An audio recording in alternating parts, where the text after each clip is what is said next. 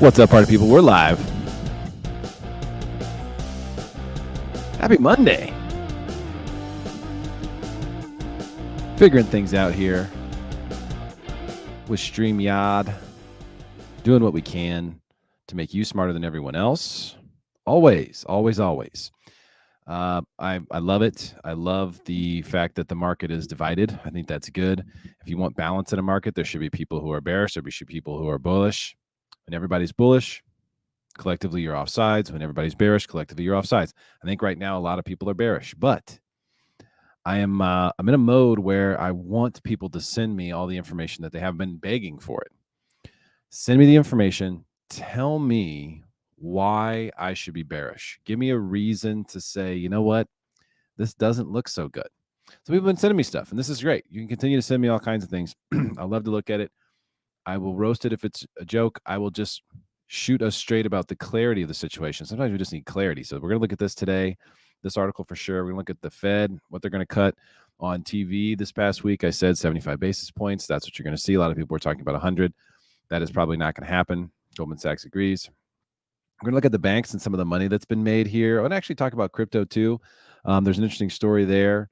A couple different things on stocks. If you're interested, we'll look at that. And we're going to look at mortgage rates as well. As we've just seen, I mean, just a really good few days, even though we haven't gone anywhere, the support here that we're seeing is very, very good. These wicks are good. This just kind of signals that there's buyers in there, beating this resistance here finally. This at the 25-day moving average has been huge.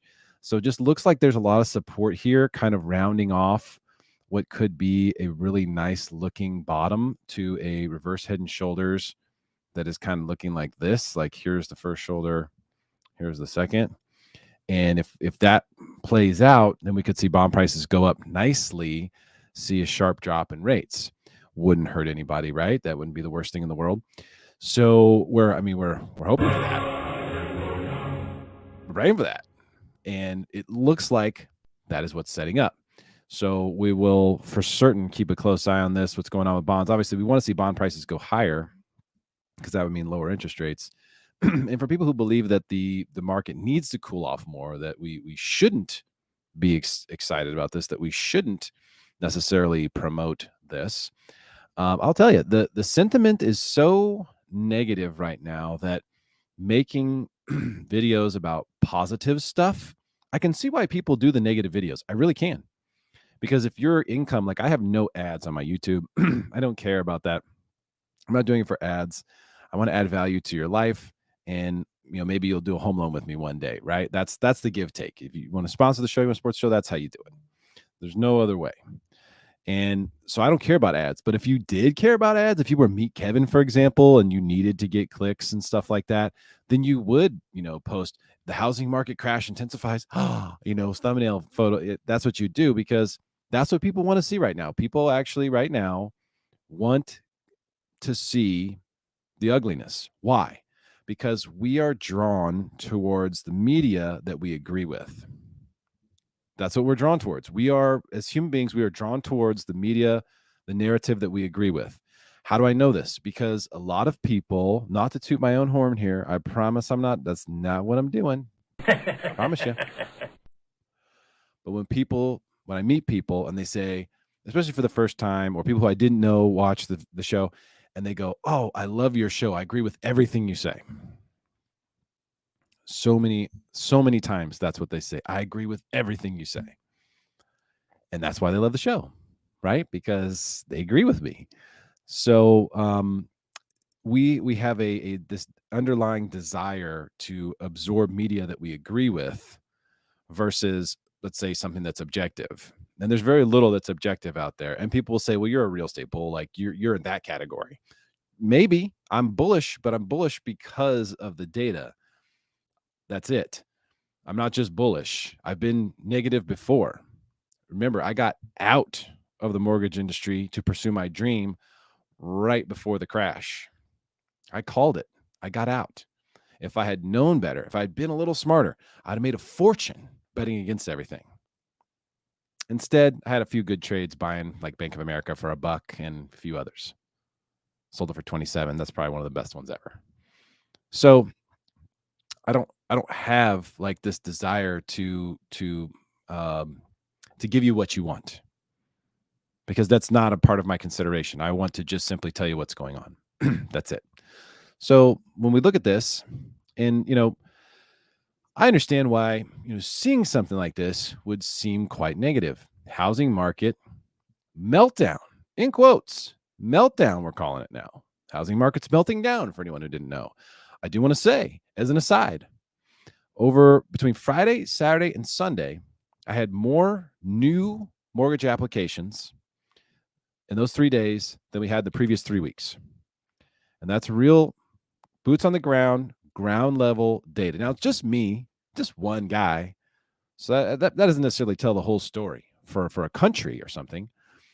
But I will say, from what I'm seeing, buyers are getting a pep in their step here. Buyers are getting a pep in their step. Now, there's still not, necessarily people who are like ready to buy right away. There's no FOMO. The FOMO's gone. But the interest in real estate is strong and deep. And there's a lot of people right now who are going, yeah, we want to buy sometime maybe before the end of the year, maybe sometime early next year. We want to get pre-approved now, and then we'll start kicking the tires. That's a perfect way to approach it. Perfect way to approach it. Start looking. See what you see. Maybe you'll see something you love. Maybe you won't. Then don't buy anything. That's a perfect approach. So I think buyers are actually being pretty darn smart right now. Pretty darn smart. Much smarter than buyers were. Buyers were totally ignorant leading up to the crash. Totally ignorant. Had no idea anything could go wrong. No idea that it was even possible for something to go wrong. Buyers today are aware of it, and they don't want to be a part of it. And that's why they're slowing down. They're being prudent. They're taking their time now. And I think that's good. And when we look at this, home builders, okay, why is the housing market melting down, by the way? Is the housing market melting down? Has anybody seen, I just had another appraisal came in today at value. I haven't seen one come in low in a while. Has anybody seen a comp bomb out there? I know that there have been some. Has anybody been affected by one? Anybody had a low appraisal come in because of a motivated seller who sold, or a foreclosure or something? Has anyone had a single one yet before we call a crash in the market or a meltdown in the freaking thing?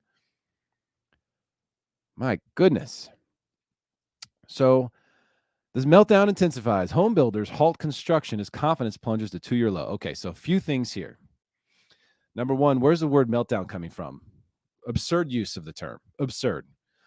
Home builders halt construction as confidence plunges to 2-year low. 2 years ago was what? Right before or right after COVID started? So, yeah. People forget, too, that there was a little bit of a flushy in COVID. It was a quick flushy, but there was a flushy there, and that's healthy. That was healthy. Stock market flushy, crypto flushy, little teeny tiny real estate flushy. It's good to flush out the weak hands. It's good. It's good for the market. And there was some of that happened in COVID. But that's what the 2-year mark is all about. So 2 things. I've been telling you this for how many months now? You don't want to be a new builder right here. You don't want to have the most expensive inventory in a market where demand is starting to wane, where buyers are starting to slow down. That's the last thing you want to have to sell. The last thing. You don't want that. That's the last thing people are going to look at. And I have plenty of buyers who look at it, they go and they're like, man, this place is great. It's only $640,000. I'm like, yeah, there's $900 worth of Melrose and HOAs. So what do you think happens when I tell them that? Please. I don't think that came. Check, please. So you don't want to be new construction. Also, do new home builders historically have a track record of timing the market appropriately? Do they? They do not. That's not their thing. They're construction people. And listen, here's the thing. They should stop. They should slow down building, because a lot of them have been sort of just flooring it, which can cause problems. Also, from the standpoint of what home builders have to do, I don't think a lot of people realize they're putting out tens of millions of dollars in a lot of cases. Definitely millions and millions of dollars before they see a cent of revenue. They have to go through the process of buying land, developing land, permits, red tape, just crazy bureaucratic process, insane environmental studies, and all kinds of things like that before they can sell a house. So when you're a builder, it's like a 4 or 5 year journey for a project, especially the big projects, the one that really matter here, not the small little ones, but the big ones. It's a huge journey. And if you're at the tail end of one of those journeys and you're seeing that you're in the green, but it's getting worse towards the end because those last, few homes are all profit for them. It's getting worse towards the end. You may want to just take a step back and go, you know what? Let's slow down a little bit. Let's not go balls to the wall. Let's just take it a little bit easy here for the next project so that we're not ahead of ourselves too much. That's a smart thing to do. They should do that. It'd be crazy if they didn't, wouldn't it? Also, what else do you see here in this headline? And we're going to assume this is all true, and I'll tell you it is. It's a decent article from Forbes. I'll put the link in the description on YouTube. If home builders stop producing supply, what happens? I know if you watch the show, you understand this. New supply being taken away or not coming to the market is what for real estate? Good. It's good. If you want real estate prices to go up, some people don't want that. A lot of people want the prices to go down because they either want to buy, they missed out, they're an investor, whatever. I'm cool either way. I'm fine either way. Prices go down, that'd be great. Prices go up, even better. But either way, I'm cool. So it makes no difference to me. Either way, there's going to be a market. There's going to be people in home loans. In one situation, I might be buying a lot. In one situation, I might not. But regardless, I don't care. It go either way. It makes no difference. However, if you see supply coming out of an equation, that is bullish, that is price higher type stuff, not price lower type stuff. So they're saying that the meltdown intensifies as supply walks out the door. I mean, it's hilarious. And they think that I'm here just all we want to do is pump you up. I'm not here just for that. But it's hilarious to me that this is the way it's presented. Hey, inventory is no longer on the way. Meltdown. Yeah. Come on, guys. All right. So I said this on TV Friday. I don't have the link for it yet. It's on like cable TV, which I don't even get. But it was on One America Friday live at 1 p.m. Thought it went pretty well. I really wanted to get across one thing. And there's one thing I want you to understand too, and help me deliver this message. The Federal Reserve is going to raise rates at the end of the month. It will help mortgage rates go down. It will not cause mortgage rates to go up. Most likely, mortgage rates will go down. Most likely. Last time they raised 75 basis points, mortgage rates dropped 0.25% that day. Okay, that day. Immediately. Now, it's a little bit baked into the cake now. The expectation of 75 bips is there. Last time it wasn't. Last time it was like, for sure a quarter, probably 50, maybe even 75. So a little bit of an upside surprise. So maybe we won't get a quarter, but it should not be bad for mortgage rates. And that's what everyone is going to assume because it's going to be all over every TV station, every news broadcast. Federal Reserve raises rates today. They love that stuff. Fed won't raise 100 bips. So a lot of people are saying that. And what I was explaining to the host on the television show, Stella Escobedo, is that, it's unlikely that they're going to raise the ante, given the fact that it's pretty clear, even the academics should be able to see that next month we'll have declined inflation numbers from this month because the components of those indexes and those calculations have already started to come down. We should see lower numbers if they don't do anything. So a larger response isn't really warranted. It should be 75 basis points. And somebody bet on this, by the way, and has already made like $14 million. Someone please tell me where you can bet on what the Federal Reserve is going to do. That would be hysterical to track. I would love to track that. Okay. Goldman Sachs crushes the analyst expectations. They do this all the time, by the way. This is nothing new for Goldman Sachs. But what's interesting is how they did it. Strong bond trading results. You hear me refer many times to the bond bullies and the market makers who move the markets around with their enormous amounts of money. And Goldman Sachs definitely amongst the bond bullies. And they're ones who they're in there, they're profiting from these moves. Okay. They are pretty much in control of this. When the Federal Reserve is out, or just they're not flat. The Fed is definitely long bonds by a lot, but right now they're not interacting with the market. They're basically just diamond handing. They're not selling. They're not buying. So, the market is ripe for this type of manipulation. But it looks like the setup is for things to go higher. We'll see. Anything can happen. Remember, anything can happen in the market. Market can always go up, always go down. We're just trying to see which way is it leaning. Do we have any kind of insight on that? So Goldman Sachs crushes it based on trading. So you think, and now mind you, the reason I'm bringing this up, and I have another bank we're going to talk about too. We've talked about multiple banks in their most recent quarters. And if you remember, before the crash, these banks were making tons and tons of money, and all of them were making tons and tons of money. And a lot of it, big chunk of it, was mortgage related.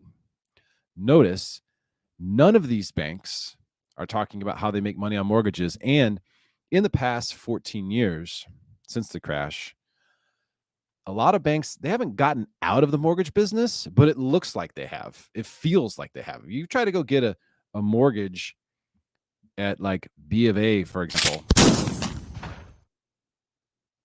Sorry to name names, B of A. Any bank, any retail bank, it's brutal. It's almost like they don't want it. And there's reasons why they don't want it. There's lots of reasons. They paid a pretty hefty price for it. They will do them, but it's not their goal. Because if it were, Chase or B of A or one of these big banks would be the number one mortgage lender. They would crush it. They could crush everyone if they wanted to. They could beat everyone's rate. They could do all these things. They don't want to for some reason. They don't want to. There's liability there. There's all kinds of stuff involved with moving mortgage paper and originating mortgage loans. A lot of them just don't want anything to do with, because there's other things that make more money. It's really interesting, but it's just a fact. Goldman Sachs makes money doing all kinds of things, and there's nothing you can do to stop them. Bank of America topped expectations as well. Higher interest rates. Ha! Lender benefits from higher interest. How?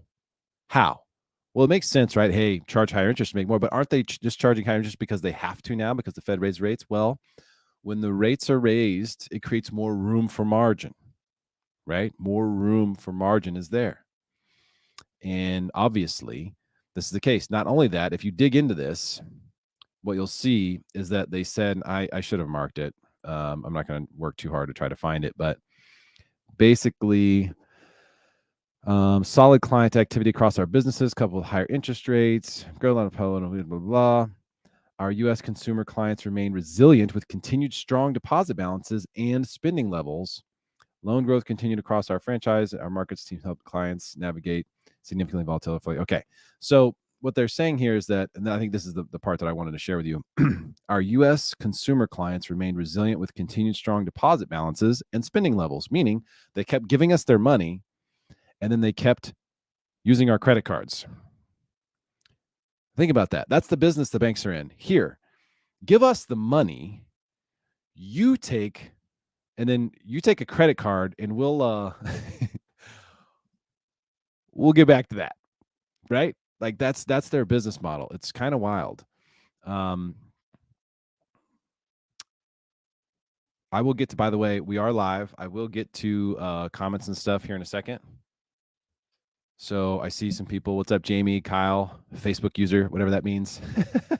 I'll get some comments here in a second. But my point is, we keep giving them our money. They're not paying us anything for it. They're giving you, what is it, 0.5% for your savings account? Maybe 0.5%, 0.25%. Is anyone getting a point yet? Any savings account out there? Federal funds rate is higher than that.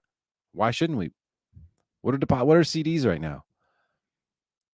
So they lowered interest rates down. They've trained us. I've been talking about this for years, since they started with the low interest rates, and since the Fed got involved the very first time after the crash.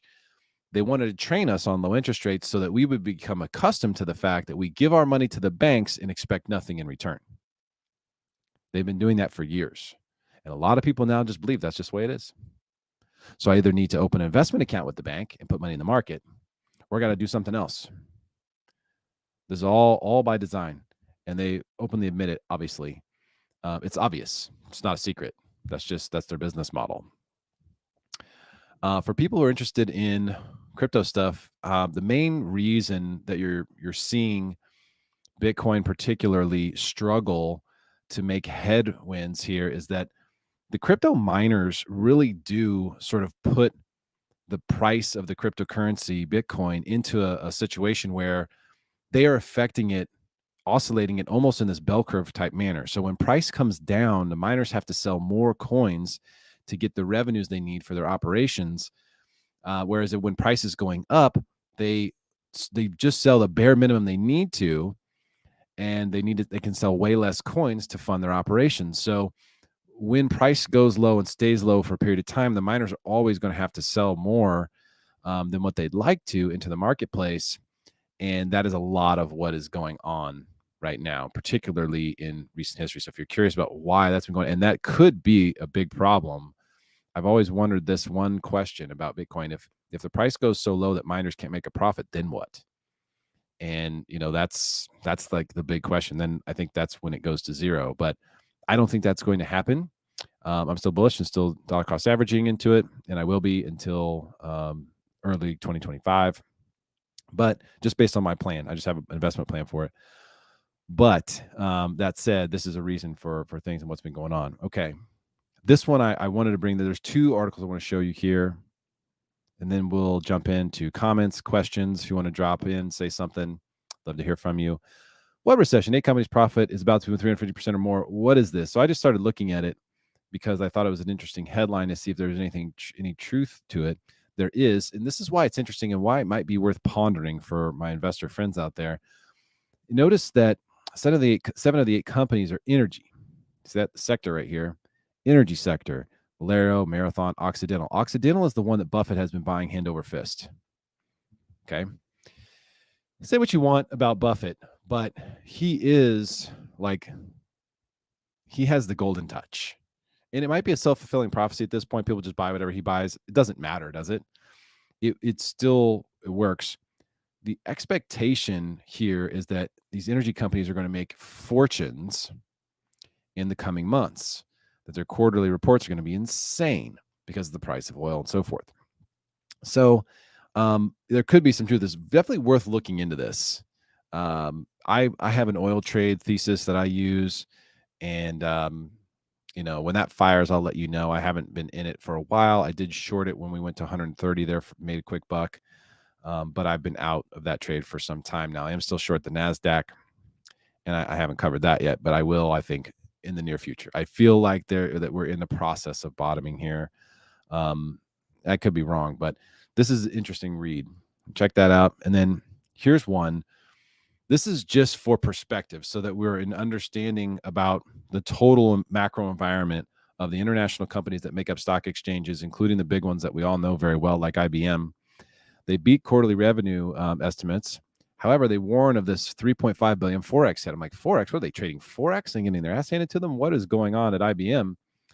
And what they're talking about is a $3.5 billion drawdown just due to a strong dollar. So when you're an international business, you have to convert everything into dollars, right? For the stock exchange, for your reports and everything. When the dollar is really strong, this reduces what your revenues look like outside of the United States. So it's one of those things you really don't think about this, but a strong dollar, which is good for you, good for me, good for anyone who's saving dollars, anyone who has savings, anyone who has money, stuff in dollars. That's good for you. Strong dollar is good for you. It means you can buy more with a strong dollar. A weak dollar means it buys less. Well, but for some of these big companies, a strong dollar is a problem. We know who controls everything, right? It's the corporations. Wall Street controls everything. Are we? Is anyone unaware of this? I hate to break the news, but big corporations run the show. They control the lobbying efforts, which put politicians in place, get politicians elected, and then they have to rub their back. You scratch mine, I scratch yours. That's how the system works. So it's interesting to note. I don't know why I hadn't thought of this. That big companies like this, IBM, for one example, there are many international companies. In fact, of the top 10 companies in the world, I think 6 or 7 of them are based in the United States, which is pretty interesting. But they could be hurt by this stronger dollar. So that is an interesting thing for stocks, even though if the dollar is getting stronger, being in cash is not a bad thing. But if it's hurting these big companies or some of them in the international ones, that could be a problem for the stock market. So just an interesting thought there. Okay, let's jump on. Let's get some comments here. What should we throw? What should the backdrop be? How about this? What's up, Jamie? She says no crash yet. Yeah, that's accurate. We can be accurate with this. Like people think, oh, you think a crash isn't coming. That's it. Well, I don't, because I haven't seen a reason to. And as of so far, there still isn't one. So show me one if you have one. No crash. People need to prove their income now, not like back in the day. Very true, Kyle. So back in the day, yeah, it was crazy. The amount of money that was being thrown around, given to whoever, completely insane.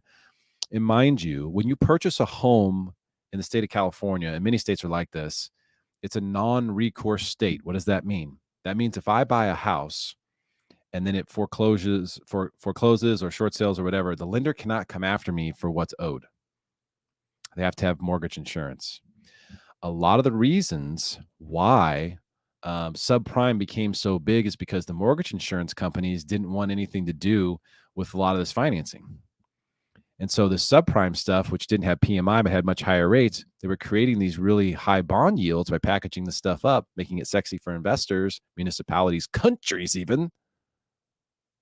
It should be noted that what's the word when you trick somebody? I keep having these brain farts lately. I'm getting so old.